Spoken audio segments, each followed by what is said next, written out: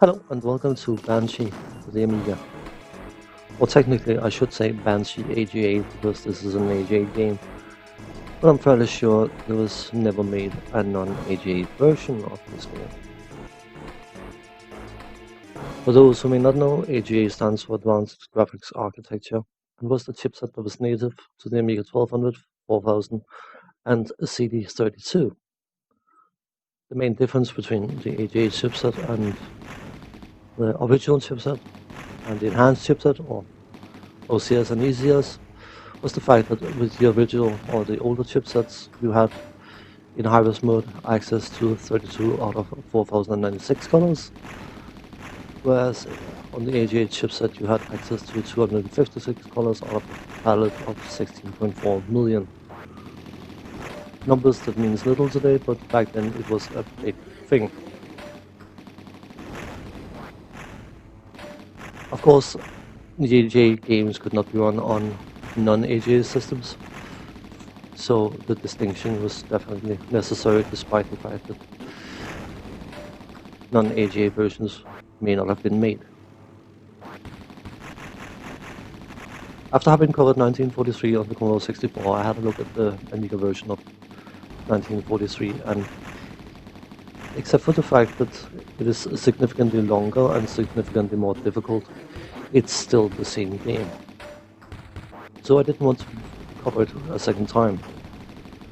Then I dug out this little gem instead, which is, from a gameplay perspective, very similar in many ways to 1942 and 1943, but that's where the similarities definitely stop. Of course, you can always argue that it had some years advantage on the other games, but this game definitely plays a lot better from a pure gameplay point of view than either two aforementioned games. One thing I've noticed is that it's balls to the walls rock hard. I made able to make this to look relatively simple, but there's a good few hours intense learning prior to making this video. My intention was to beat level 1, but I got to the final boss but never actually beat the boss because I screwed up.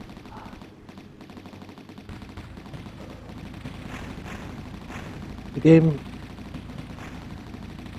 is meant, I wouldn't say meant, but it's, well, part of me will want to say that it's meant as a two-player game. One of the, I was about to say gimmicks, but it wasn't a gimmick back then, this game had was the option to play two players at the same time, helping each other or trying to be a nuisance for the other person. No, helping each other definitely would benefit both players the most. The single player experience definitely gives you a sense of lacking the other player's firepower, because to my knowledge there's no difference in enemy numbers and aggression from enemies between the one player and two player game. So having to deal with everything by yourself is perhaps a bit more free, but it's also a bit of a pain. With different power-ups available, if you play a two-player game, there's an option, there's a setting in options even, where you can choose to have the power-ups split or non-split. Every enemy or installation or whatever you've destroyed will drop a power-up. In a single player game will drop 2 power-ups in a co-op game. With split mode on, one power-up will have a tinge, red tinge even for the red player, and the other power-up will have a blue tinge for the blue player. And only those players can pick up those power-ups. Whereas if you play in a non-split power-up mode, any player can pick up any power-up. Overall, I would not recommend playing in a non-split mode, because while it can be fun trying to steal power-ups from the other player, you don't really want either player to be weaker than the other, because there's an awful lot of targets to deal with.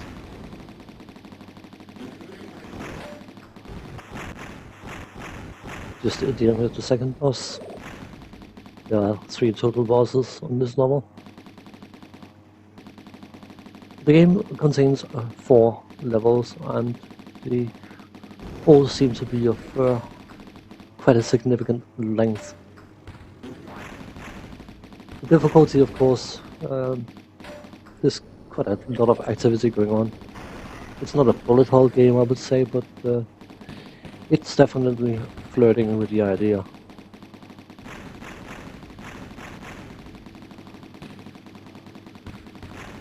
The power-up system, though.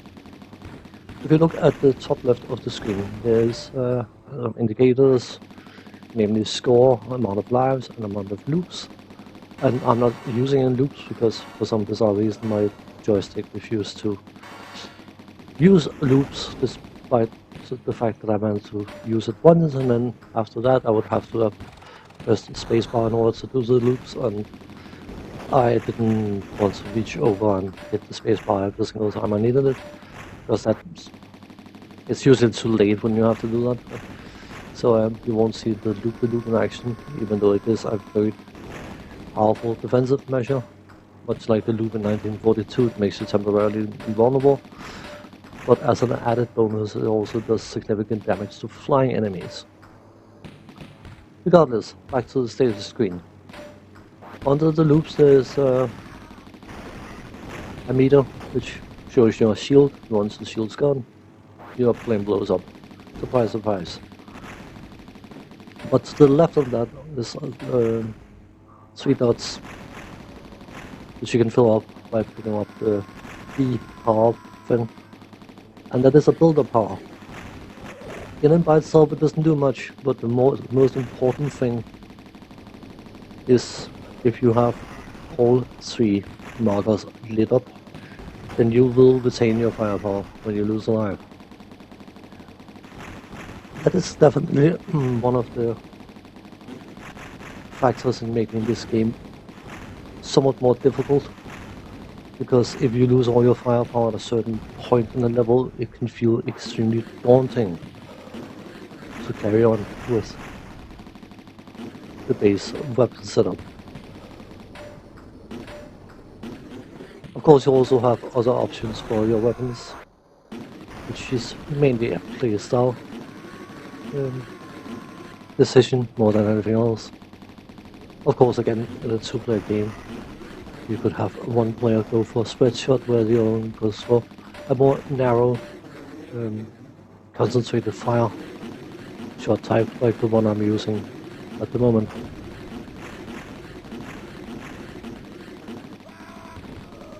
The game is difficult, but it's not unfair. Playing this game, I never got a feeling that it was being cheesy in any way, shape or form, because you can memorize patterns, you can memorize locations of different enemies, and they will spawn in the same locations every single time. Of course, depending on your movement, because they will aim in your general direction.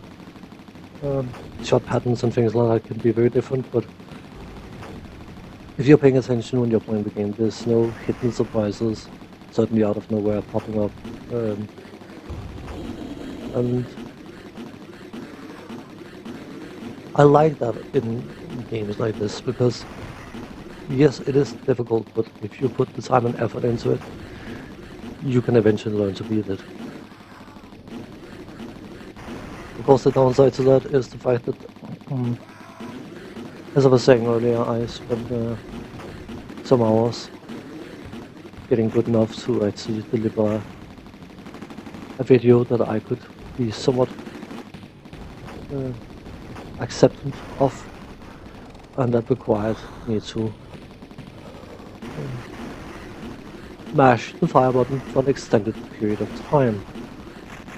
The game has an inbuilt auto fire, but it's not very fast, and I've never been one for using auto fires. I think that